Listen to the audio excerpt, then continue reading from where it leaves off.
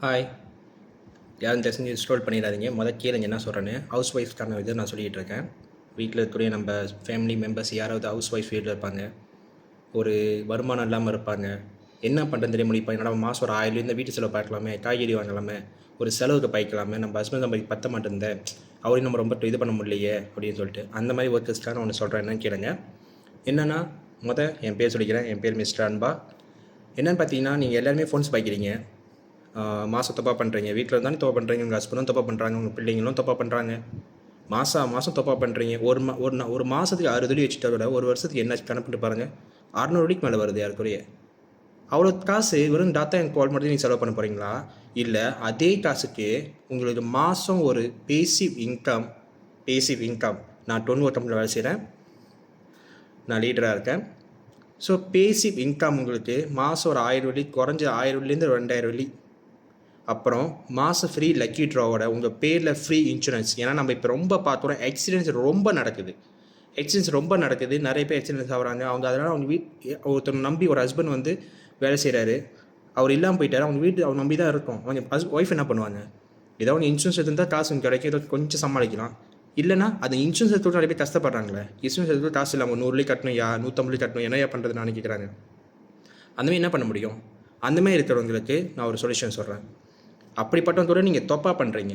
அந்த தொப்பா நீ பண்ணுற மூலியமாகவே உங்களுக்கு பேரில் 54,000 அண்ட் 34,000 2 பேக்கேஜ் இருக்குது.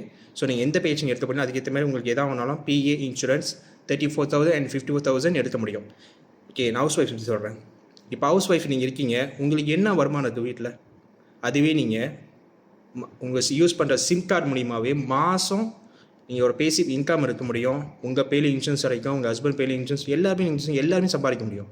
இல்லை சைனீஸ்லாம் பார்த்தீங்கன்னா ரொம்ப நல்லா இருக்காங்க, தப்பு இல்லை, நல்ல விஷயம், சந்தோஷமாக இருக்குது. ஆனால் அவங்க எப்படி சம்பாதிக்கிறாங்க? நிறைய வழி அவங்க தெரியுது, அவங்க எப்படி சம்பாதிக்கிறோம், எதை இது பண்ணணும் தெரிஞ்சுக்கிறாங்க. 4 விஷயத்தை நம்ம தெரிஞ்சுக்கிறாங்க. நம்ம என்ன பண்ணுறோம்?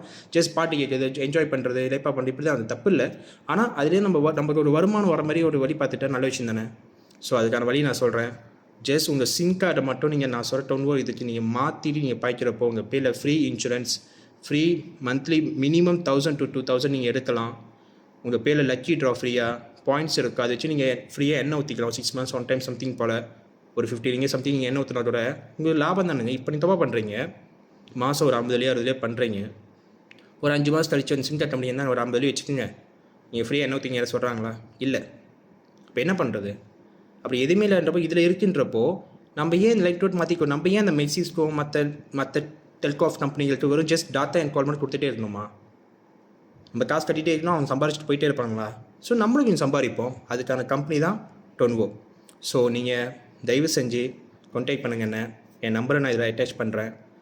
நீங்கள் மெசேஜ் கூட கீழே வந்து நீங்கள் பார்க்கலாம். என் நம்பர் நான் அட்டாச் பண்ணுறேன். நீங்கள் கான்டாக்ட் பண்ணுங்கள், வாட்ஸ்அப் பண்ணுங்கள். நான் உங்களுக்கு சொல்கிற வழி என்னென்னு. நீங்கள் மாதம் சம்பாதிக்க முடியும். பேசிவ் இன்கம் அண்ட் எல்லாம் நல்லபடியாக நடக்கும். கான்டாக்ட் பண்ணுங்கள். நிறைய விஷயங்கள் வந்து நம்ம இதில் சொல்ல முடியல, நான் உங்களுக்கு ப்ரைவேட்டில் சொல்கிறேன். அனைவருக்கும் வணக்கம்.